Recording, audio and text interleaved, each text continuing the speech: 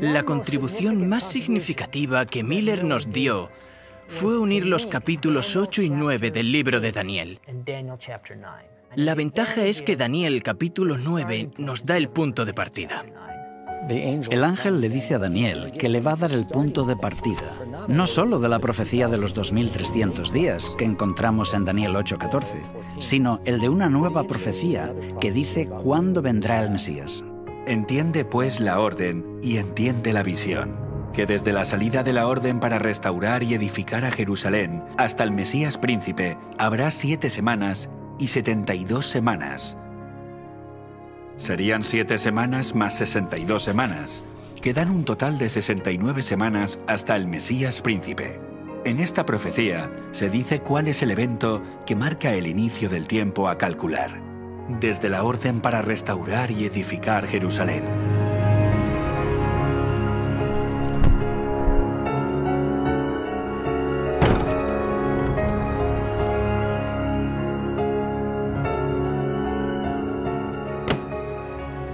Con fervor y entusiasmo renovados por entender esta profecía, Miller buscó la fecha de la orden para restaurar Jerusalén. Dedicó noches y días enteros al estudio de lo que entonces parecía ser de tanta importancia. El estudio dio sus frutos y encontró la orden para restaurar Jerusalén en el 7º capítulo de Esdras. Por mí es dada la orden que todo aquel en mi reino, del pueblo de Israel y de sus sacerdotes y levitas, que quiera ir contigo a Jerusalén, vaya. Fue dado por el rey Artajerjes I, y Esdras registra que fue en el 7º año del rey Artajerjes. Dios es tan bueno que cuando da una profecía importante en la Biblia, en la misma profecía nos da siempre alguna evidencia para que no haya dudas acerca de la fecha. De la misma forma, en el libro de Esdras nos dice en el mismo libro que el decreto es el punto de partida. Guillermo encontró que el reinado del rey Artajerjes I comenzó en el año 464 a.C. El 7º año de su reinado fue en el 457 a.C. Con esta fecha como punto de referencia, pudo calcular la profecía hasta el Mesías príncipe. El período de 69 semanas, 7 días por semana, da un total de 483 días, lo que corresponde a 483 años literales, sin contar el año cero, que no computa. Miller finalmente descubrió que la profecía se extendía 483 años en el futuro, desde el 457 a.C. hasta el Mesías príncipe, que era el año 27 después de Cristo. En otoño de ese año, Jesús fue ungido en el momento de su bautismo, cumpliendo la profecía que decía que ese año el Santo de los Santos sería ungido, y comenzó así su ministerio. El apóstol Pedro testifica que Dios ungió a Jesús de Nazaret con el Espíritu Santo y con poder. Una de las fechas más fácilmente corroboradas gracias al capítulo 3 del Evangelio de Lucas es la fecha del bautismo de Cristo. Él es quien da más información sobre los que están gobernando. Y los historiadores saben que solo puede ser un año. Lucas dice que era el año 15º del reinado de Tiberio César y dice quién era el sumo sacerdote, el gobernador y otros funcionarios. Solo hay un año donde todos ellos coinciden y es el 27 después de Cristo. Con su bautismo comienza la última semana profética del último período de 7 años literales, marcado por el ungimiento del Mesías. Era la semana número 70. La profecía predijo que confirmaría el pacto con muchos durante una semana, y a mitad de la semana cesarían los sacrificios y las ofrendas. En la cruz, ese sistema de sacrificios y ofrendas que duró 14 siglos señaló al Cordero de Dios, cesó y el Mesías fue muerto.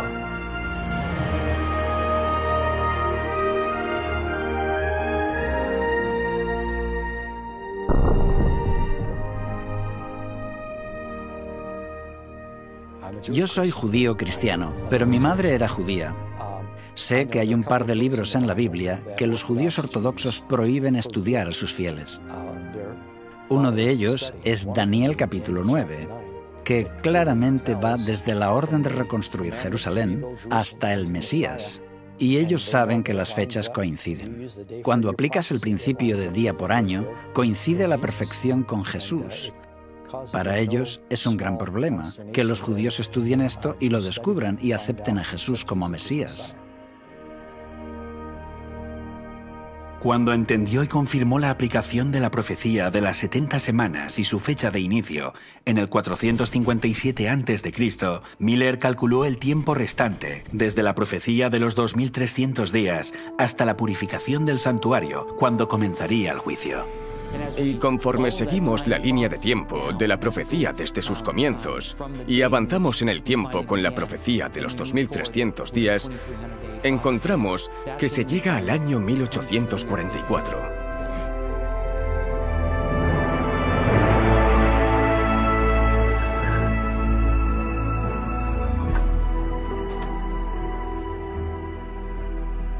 Guillermo encontró que los 2300 días de Daniel 8:14 terminarían en el año 1844, durante su vida. No necesito hablar de la alegría que llenó mi corazón cuando me encontré ante esa encantadora perspectiva, ni de los ardientes anhelos de mi alma por participar del júbilo de los redimidos. Ahora la Biblia era para mí un libro nuevo. Era en verdad una fiesta para el intelecto. Todo lo que para mí había sido sombrío, místico u oscuro en sus enseñanzas, se había disipado de mi mente ante la clara luz que brotaba de sus páginas sagradas. Oh, cuán brillante y gloriosa se mostraba la verdad.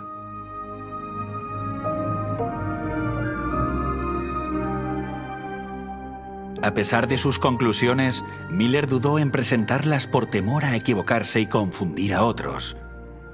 Continuó estudiando durante 5 años más y quedó convencido de la precisión de su posición. Con este pensamiento, su alma se conmovió con solemnidad y entusiasmo, al igual que las decenas de miles de personas que lo escucharían predicar en los años sucesivos y se bautizarían.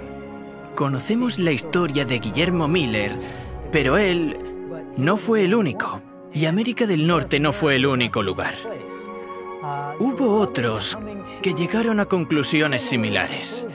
Joseph Wolf, que era un judío convertido al cristianismo, Edward Irving, quien fue un predicador elocuente en Inglaterra en aquella época y que proclamaba la pronta venida de Cristo, usó muchos de estos mismos argumentos.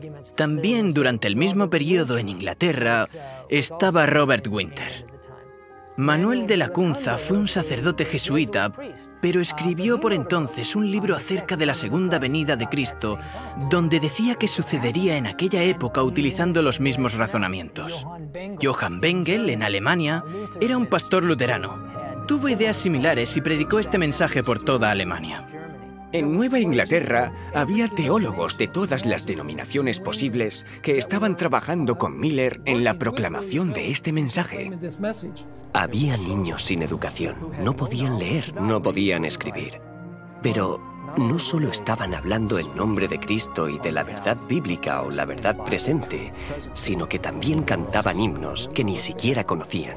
En Suecia, donde las leyes prohibían la enseñanza de cualquier idea contraria a la Iglesia oficial, Dios habló de forma milagrosa a través de niños pequeños de 5 años. En el verano de 1843, una joven que nunca había aprendido a leer ni a cantar, se levantó para cantar perfectamente un himno luterano. Después, con gran poder proclamó: «La hora de su juicio ha llegado».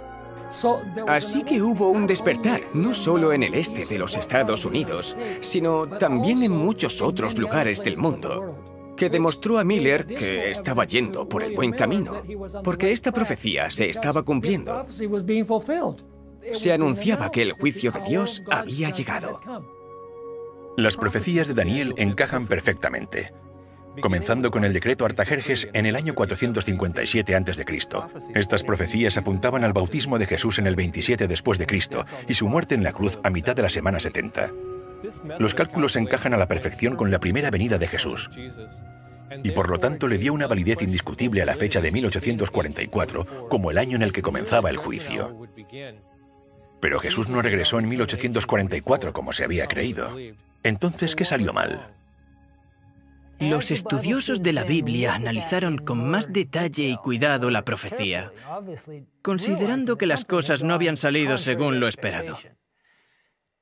Por primera vez vieron con claridad que esta profecía hablaba del santuario. Estaban esperando la purificación de la tierra, pero resultó que habían estado equivocados en sus conclusiones.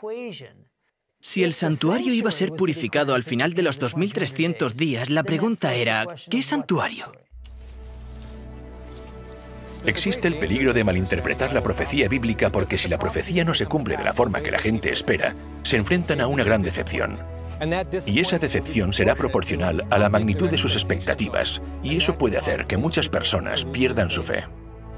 Al siguiente día, Hiram Edson y Owen Crozier caminaban por un campo de maíz para evitar las burlas de la gente. Ambos eran firmes defensores de las conclusiones de Guillermo Miller y el mensaje adventista. Cuando Jesús no regresó según lo esperado, sus mentes lucharon por comprender qué es lo que había salido mal. Iban de camino a visitar a otros hermanos que también estaban muy tristes con el hecho de que Cristo no hubiera venido. Esperaban que viniera en 1844 y no vino.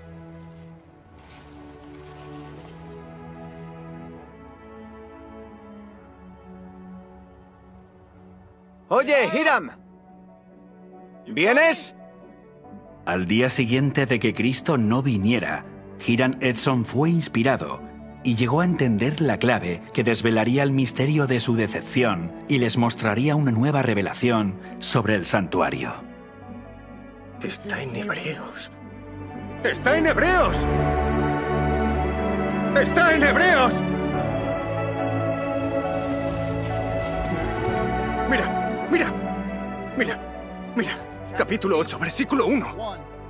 Tenemos tal sumo sacerdote, el cual se sentó a la diestra del trono de la majestad en los cielos, ministro del santuario y de aquel verdadero tabernáculo que levantó el Señor, y no el hombre. ¿Lo ves? El santuario está en el cielo. Se emocionaron y dijeron, no nos equivocamos en la fecha, nos equivocamos en el evento. La purificación del santuario no es en la tierra, sino en el santuario celestial. La palabra santuario nunca se usa para referirse a la tierra.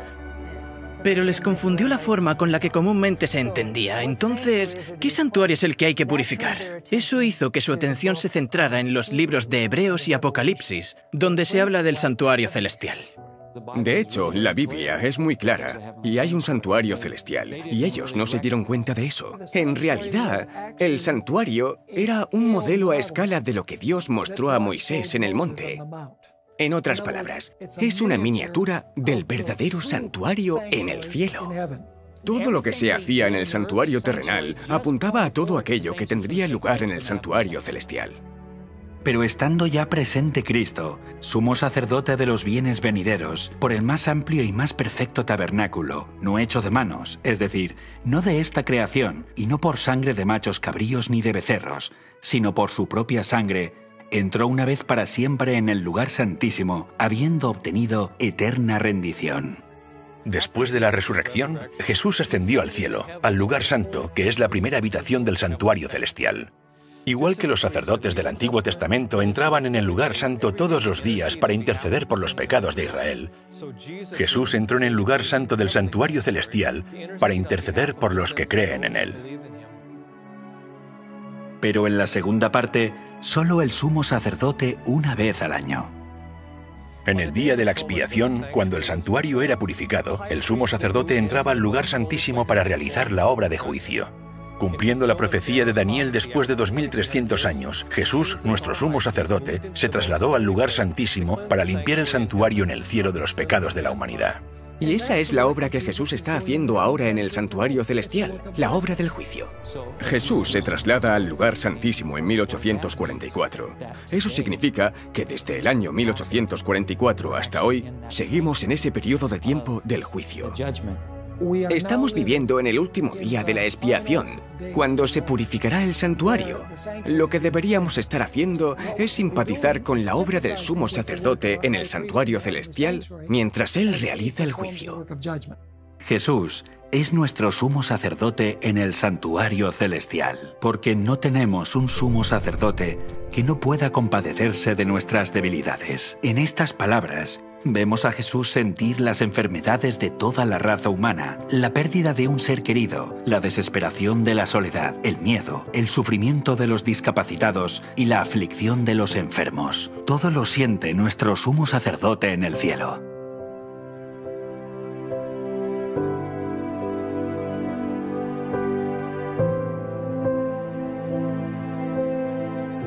Cristo siente las aflicciones de toda persona que sufre. Cuando la fiebre consume la corriente vital, Él siente la agonía. Jesús simpatiza con el sufrimiento de la humanidad y durante el tiempo del juicio debemos simpatizar con Él en su esfuerzo por limpiar el pecado y aliviar el sufrimiento de la familia humana.